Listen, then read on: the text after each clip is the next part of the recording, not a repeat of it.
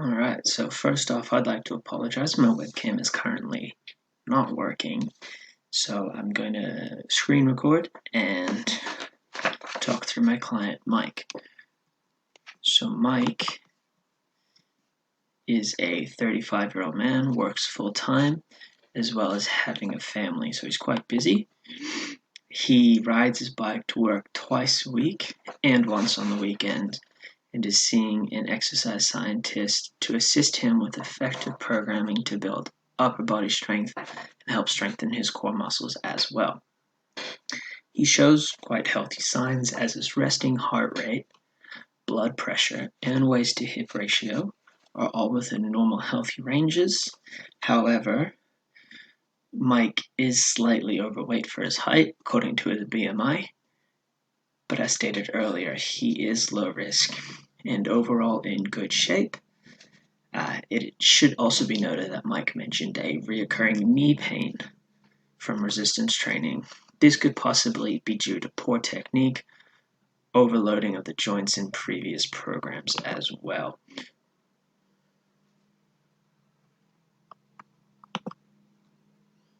Mike's short-term goals consist of strength gains, mainly within his upper body. Makes mention of his wife being able to do more push-ups than him, so that was definitely one of our focuses.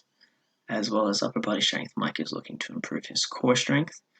He also mentioned he lacks discipline and motivation to continue working out for long periods of time, perhaps due to disinterest in the programs he has tried to follow or lack of results from previous efforts. He does understand that the gym is a big important factor in his life, but does struggle to actually continue to get there. He also mentioned he is focused on the effects training will have on his body, both positive and negative. For example, he knows he needs to do resistance training to get a stronger skeleton, but also the potential injuries that come with it.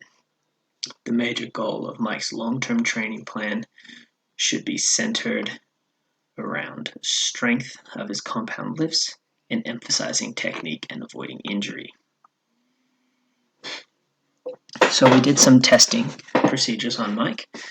So we started with a YMCA protocol cycle submax test, which gave us the results of a VO2 max of 46 milligrams per kilo per minute, placing him in the 80th percentile for men his age.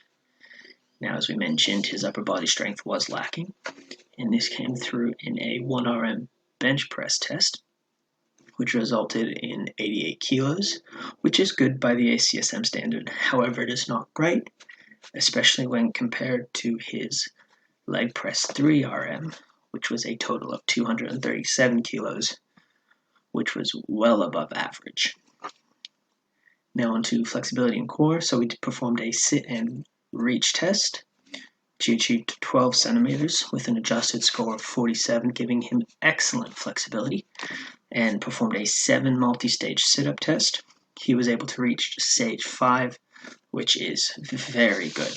So all in all, Mike's test results were quite positive. There was obviously that big discrepancy between his upper body strength and his lower body strength, which will be a big part of his training block. So now on to the good stuff.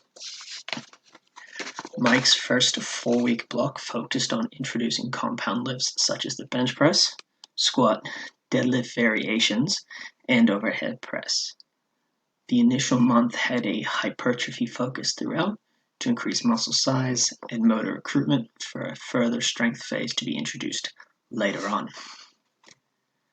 Low weight was used also to decrease the risk of overload due to intensity while keeping volume high with increased rep counts, and progressively increasing sets as well. Mike was programmed 2 upper body focused days, as well as 1 lower body day. This was due to the imbalance between the upper and lower body strength.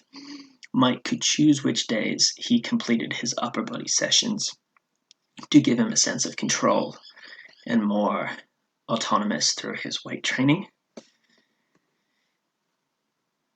However, the lower body was set to the middle of the week just to give him a large amount of rest between his cycling and his set leg day, so to speak.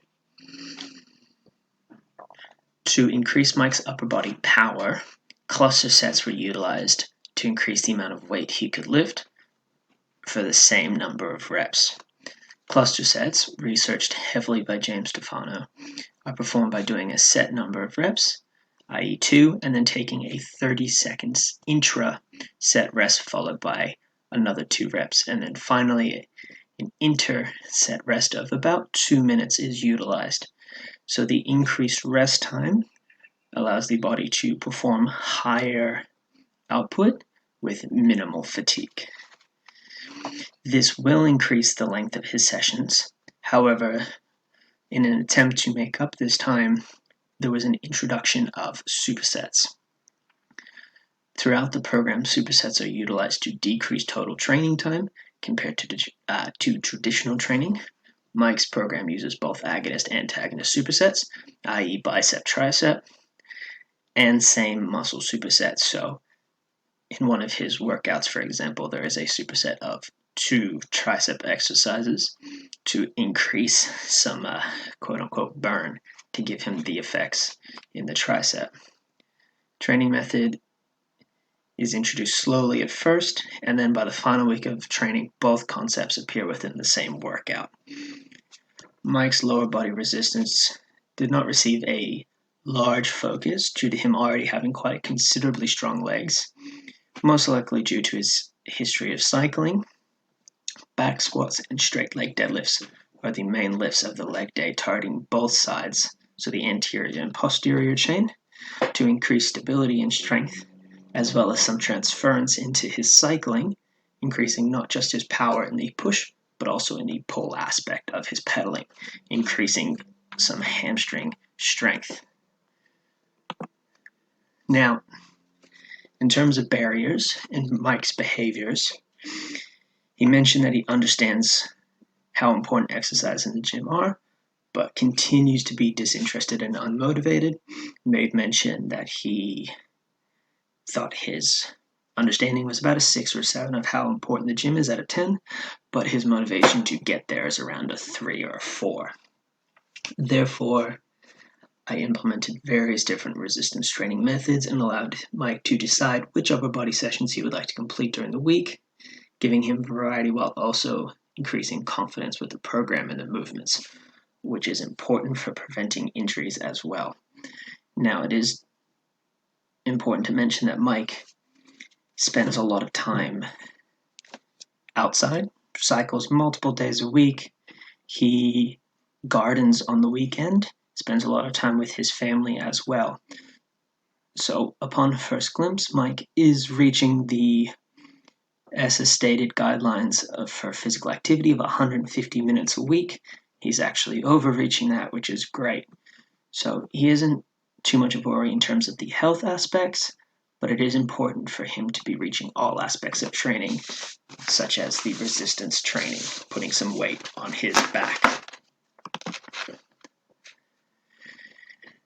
Now, in terms of my role, my main focus with Mike in this training block was to establish a foundation built on technique and increasing core stability with the use of powerlift press and dead bugs in his ab workouts and daily warm-ups.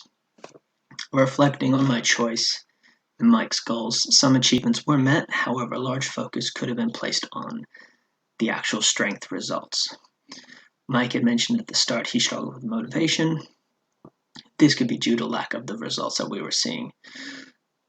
So in doing this program again, I would be looking at introducing more strength-based training, some actual progress on his 1RM. However, I chose to focus on the technique rather than the actual obtainable 1RM results, so that way Mike does not hurt himself within a further strength block. So not wanting to risk an injury in an underdeveloped body, this decision was forced me to focus on technique and hypertrophy before moving into a strength block. The cluster sets as well could have been used in more than just pendlay rows and overhead press. This could have also been utilized in his squat and bench as well. So that was Mike. Thank you.